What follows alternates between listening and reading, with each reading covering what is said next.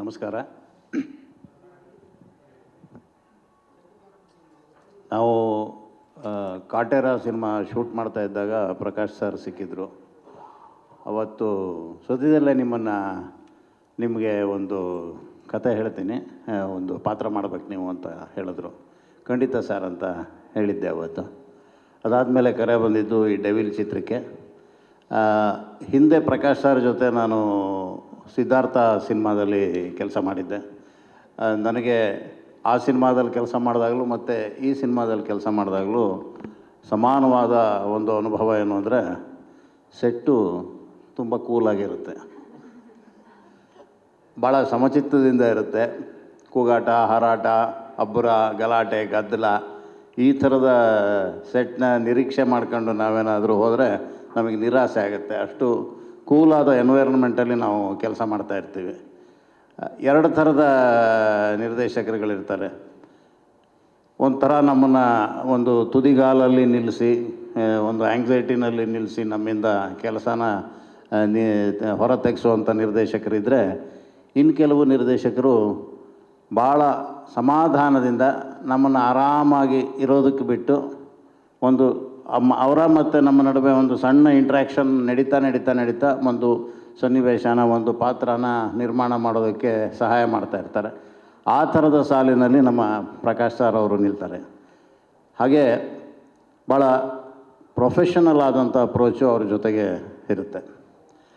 ಜೊತೆಗೆ ಇನ್ನೊಂದು ಮಾತು, ನಾನು ಈ ಸಂಸ್ಥೆ ಬಗ್ಗೆ ಹೇಳಬೇಕು. ಶ್ರೀಮಾತಾ ಕಂಬೈನ್ಸ್ ಈ ಸಿನಿಮಾ ಸಂಸ್ಥೆ ಮತ್ತು ಇದರ ಮುಖ್ಯಸ್ಥರು ಮೇಡಮ್ ಅವರು, ಇವರು ಕೂಡ ತುಂಬ ಪ್ರೊಫೆಷನಲ್ ಆದಂಥ ಅಪ್ರೋಚು, ತುಂಬ ವೃತ್ತಿಪರವಾದ ಒಂದು ತಂಡದ ಜೊತೆ ನಾವು ಕೆಲಸ ಮಾಡ್ತಿದ್ದೀವಿ ಅನ್ನೋದು ನಮಗೆ ಪ್ರತಿ ಹಂತದಲ್ಲಿ ಗೊತ್ತಾಗ್ತಾ ಹೋಗುತ್ತೆ. ಭಾಳ ಒಂಥರ ಹ್ಯಾಸ್ ಆದಂಥ ವಾತಾವರಣ ಇರೋದಿಲ್ಲ. ಒಂದು ಎಲ್ಲವೂ ಪ್ಲ್ಯಾನ್ಡ್ ಆಗಿರುತ್ತೆ. ಆ ಪ್ಲ್ಯಾನ್ ಪ್ರಕಾರ ಎಲ್ಲವೂ ನಡೀತಾ ಇರುತ್ತೆ. ಎಷ್ಟೇ ಸವಾಲುಗಳು ಬಂದರೂ ಅದನ್ನು ಕೂಲಾಗಿ ಹ್ಯಾಂಡಲ್ ಮಾಡ್ತಾರೆ. ಅದು ಈ ಸಂಸ್ಥೆಯ ಮತ್ತು ನಿರ್ದೇಶಕರ ಮತ್ತು ನಿರ್ಮಾಪಕರ ಗುಣ. ಇದಿಷ್ಟೇ ನಾವು ಒಂದು ಸಿನಿಮಾದ ವಾತಾವರಣ ಚೆನ್ನಾಗಿರೋದಕ್ಕೆ ಸಾಧ್ಯ ಆಗುತ್ತಾ ಅಂದರೆ ಸಾಧ್ಯ ಆಗೋದಿಲ್ಲ. ಕಲಾವಿದರು ಕೂಡ ಅಷ್ಟೇ ಕೂಲಾಗಿರುವಂಥವ್ರು ಆಗಿರಬೇಕಾಗತ್ತೆ. ಅದರಲ್ಲಿ ನಮ್ಮ ದರ್ಶನ್ ಸರ್ ಅವರು ಎಷ್ಟು ಕೂಲಾಗಿ ಕೆಲಸ ಮಾಡ್ತಾ ಇರ್ತಾರೆ ಅಂದರೆ, ಅವರು ಕ್ಯಾರವಾನಿಂದ ಇಳಿದು ಬರಬೇಕಾದ್ರೇ ಆ ಸನ್ನಿವೇಶಕ್ಕೆ ತಯಾರಾಗಿ ಬಂದಿರ್ತಾರೆ, ಆ ಶಾರ್ಟ್ಸ್ಗೆ ರೆಡಿಯಾಗಿ ಬಂದಿರ್ತಾರೆ. ರೆಡಿಯಾಗಿ ಬಂದು ಅದನ್ನು ಎಕ್ಸಿಕ್ಯೂಟ್ ಮಾಡ್ತಾ ಹೋಗ್ತಾ ಇರ್ತಾರೆ. ಬಿಟ್ಟರೆ ಅವರು ಬೇರೆ ಥರದ ಯಾವ ಅಡೆತಡೆಗಳನ್ನು ಕ್ರಿಯೇಟ್ ಮಾಡೋದಿಲ್ಲ. ಹಾಗೆ ಜೊತೆಲಿರುವ ಆ್ಯಕ್ಟ್ರುಗಳು ಹೊಸಬರಾಗಿರಲಿ, ಹಳಬರಾಗಿರಲಿ, ಅವ್ರಿಗಿಂತ ಹಿರಿಯರಾಗಿರಲಿ, ಎಲ್ಲರ ಜೊತೆಗೂ ಆ ಸನ್ನಿವೇಶ ಕಟ್ಟೋದ್ರ ಕಡೆಗೆ ಅಷ್ಟೇ ಅವರ ಗಮನ ಇರುತ್ತೆ.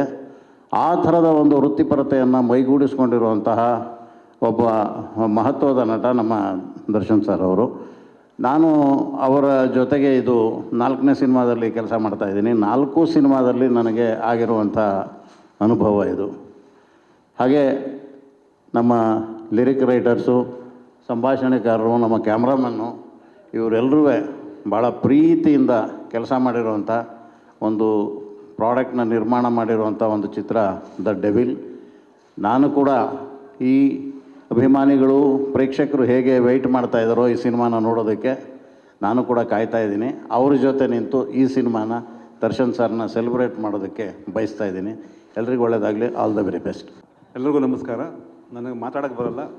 ಒಂದೇ ಮಾತು, ಎತ್ತವ್ರಿಗೆ ಹೆಗ್ಣ ಮುದ್ದಾದರೆ ನಾವು ಆನೆ ಎತ್ತಿದ್ವಿ, ಗರ್ವ ಇದೆ. ಮಾತಾಡಕ್ಕೆ ಬರಲ್ಲ ಅಂತೇಳಿ ಡೈಲಾಗ್. ಕ್ಷಣದ ಸುದ್ದಿಗಳಿಗಾಗಿ ಫ್ರೀಡಂ ಟಿವಿ ಸಬ್ಸ್ಕ್ರೈಬ್ ಮಾಡಿ, ಲೈಕ್ ಮಾಡಿ ಹಾಗೂ ಫಾಲೋ ಮಾಡಿ.